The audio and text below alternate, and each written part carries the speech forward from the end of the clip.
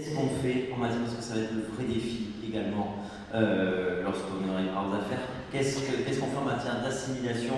C'est une véritable promesse qu'il faut honorer, et en même temps c'est une véritable rupture en la matière, parce qu'évidemment tout projet d'assimilation a été abandonné depuis des décennies.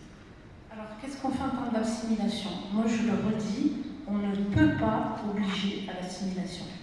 Il faut obliger l'insertion, c'est-à-dire le fait que toute personne qui arrive sur le sol n'a aucun autre choix de respecter les principes et valeurs qui structurent la vie sur le territoire de la terre d'accueil. C'est ce que vous faites vous-même si vous êtes à l'étranger, partant en Chine, au Japon, en Italie. Immédiatement, vous regardez autour de vous, vous comprenez comment les gens fonctionnent et vous respectez. Donc l'insertion, c'est obligatoire. L'intégration culturelle, c'est le fait que petit à petit, on s'approprie les principes et valeurs de l'identité du peuple d'accueil et on les transmet à ses descendants.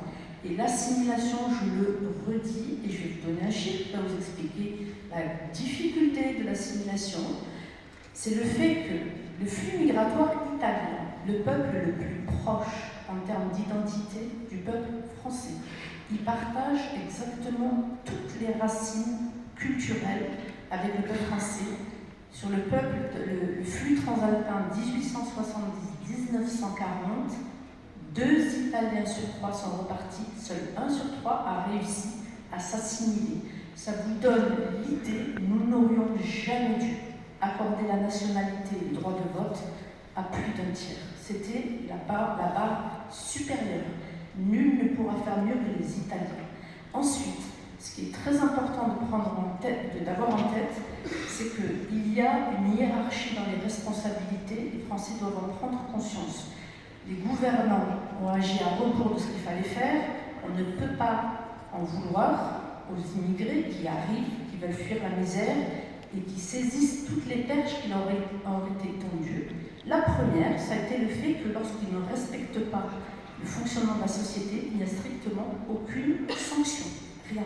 Il y a même une prime à la non-assimilation, c'est-à-dire que on le voit ce qui se passe à l'école, les personnes arrivent, ne respectent pas la loi de 2004, les personnes invectivent les enseignants, il ne se passe rien.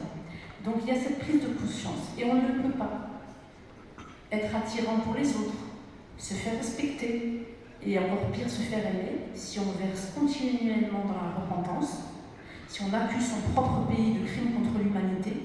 C'est quelque chose qui est tout à fait invraisemblable, parce que lorsqu'on vient de cultures qui ont l'honneur qui est placé au-dessus de toutes les autres valeurs, si soi-même on est à genoux et on s'autoflagelle, on ne peut pas être respecté.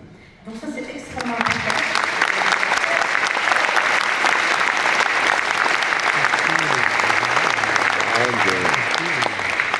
Il y a beaucoup d'autres choses que nous pouvons faire. Aider les enfants à l'école, responsabiliser les parents. Il faut absolument prendre conscience du fait que les parents jouent un rôle central. Et lorsque leurs enfants arrivent à l'école, s'ils ne respectent pas ce qui se passe, c'est qu'il s'est passé des choses à la maison. Et quand je dis responsabiliser, c'est-à-dire qu'il faut cesser de s'amuser avec ce sujet qui est décisif.